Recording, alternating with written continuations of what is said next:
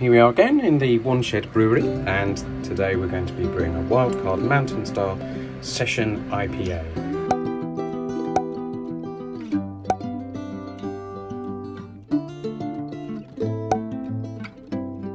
So we're almost up to mashing temperature.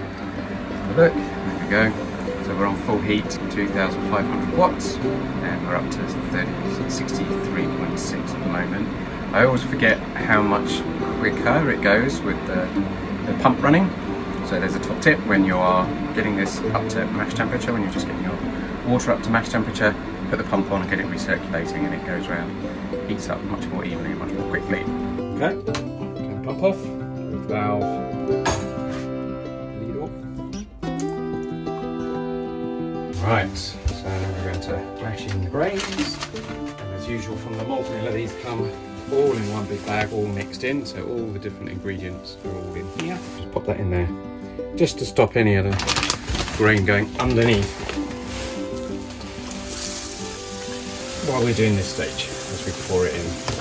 So I'll put in about half. Looks good. Give it a go with a massive paddle. So again, we're looking for that sort of porridgey consistency.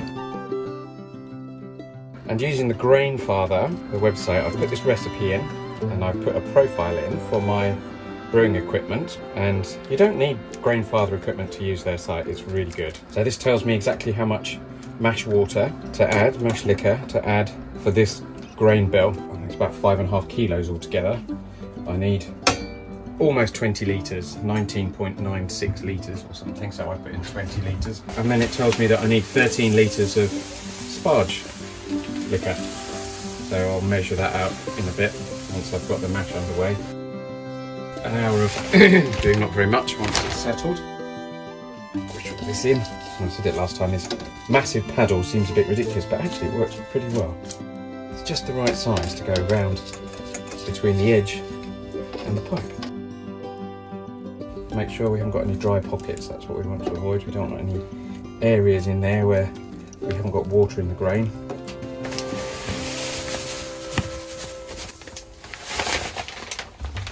This one really looks like muesli. Could be brewing Alpen. I wonder if anyone has brewed Alpen, fermented it. Anybody done that? Okay, one last go. Put a bit in. Okay, we're all in. Okay, look at that. Hope you can see that. Beautiful. So that's that. Take the little bung out, it's done its job. There we go. Perfect. Just like that. And then we put the recirculation arm back in. Okay, pump on. Basically, we've now got to try to balance the amount of liquid that's coming up through our recirculation arm, through the pump, with the rate at which it's filtering down through the grain and reaching the bottom where the pump picks the liquor up again and sends it back round. So it just takes a little while to get the exact flow correct. You can see here it's starting to build. Cloudy, but we would expect that right at the beginning. And as the mash goes on, that will just get clearer and clearer, and it will darken. Looking good at the moment. Let's give it a couple of minutes and see what happens. Just to keep your eye on the sight glass here, and just see that the level of the liquid in the sight glass is staying at pretty much the same point, and that's holding at 16 litres there. You can see it's not dropping, it's not rising. And then let's have a look at how we've got on the top.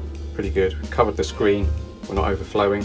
We can see liquid flowing, so it's going round. So where are we now? 37 minutes left, so 23 minutes gone. Still sitting at about 16 litres, so it's holding steady nicely.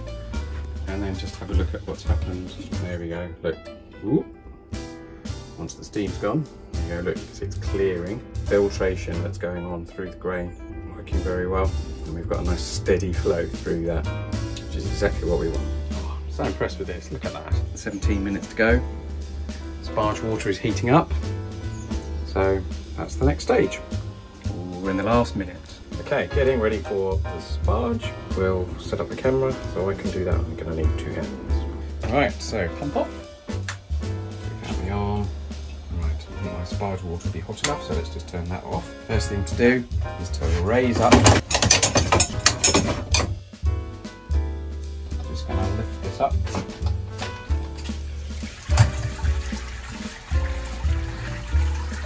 Let it sit there and drain through. Let's lift this screen out. Looks nice. I reckon I could probably lift that up to the top one. Okay. Sparge arm. Whilst this is going on, we can put this up to boil. Manual temperature. Plus, we'll go right the way up to boiling, and we'll change the power. So we'll put the power right up to full power, 2,500 watts, and we'll start. So that will start trying to get up to boiling temperature. We've got bubbles to start with. Again, we want to try to keep it so we don't get a whole load of water sitting on top of the grain and squash it down. So I'll probably just keep starting and stopping the Sparge arm. And the last little bits of the Sparge liquor I'll have to do with a jug, because I can't get it all out in this way. If you get too much water on the top, the grain bed squashes and then it gets stuck again and it just takes a longer time to drain. So you want to kind of keep not too much liquid on the top so that it keeps the grain floating but not pressed. I might put some of this. You can put a bit of it in with your bread. If you make your own bread, you can put some of these grains in with that to give it a bit more fibre. 21 litres in the boil. Seems to be nicely balanced now. It's not building up. It's coming in at the right same rate as it's going through. So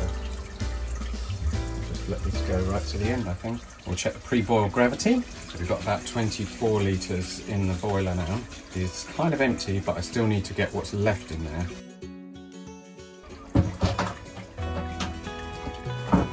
Not much actually, hardly any left.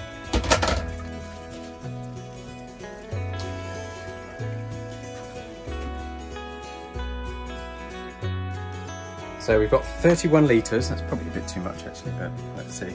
And we're now at 82 degrees, the slowest part, waiting for it to get up to boiling temperature. So look, it'll start to foam, but that's all right, that will all stir in. It'll start to sort of boil sporadically. It's not too full, this brew. There's quite a lot of headspace there, so it should be fine. So looking good, boil is just about to start. Well, timer's going for 60 minutes. We've got the Magnum pellets, 10 grams of that, and that's already weighed out. We didn't have to break any of the packs up for this. So I'm going to put those into the hop spider that's been in there. There we go. And they're going to be in there for the full 60 minutes. We want to boil it with the lid open, because we've got to boil off a couple of litres of liquid. Here we are now. This is what I call the proper rousing boil. So that's just nice and evenly boiling all the way through. Lots of steam coming off. You can see all the windows all steamed up in here, even though I've got the door wide open. Lots of steam coming out. Lots of boiling going on. Looks nice. Here's the whirlpool. So that's all the whirlpool hopped in. Let's zoom out a bit. There we go. A nice gentle flow, holding nicely at 80. Well, just a little under, but it will kick in and out, but it's approximately 80, so that's good. It's definitely settled out. It's just very small bits now. So, right, we're all done. Chiller coils back in, and now we just got to get it down to pump out temperature, 20 degrees or so. So here it is in the keg. There we go, nicely carbonated now. And it is, as it says, mountain style, which basically means it's cloudy. But it is delicious. That's all those lovely, lovely late hops that were added. Cheers, till next time.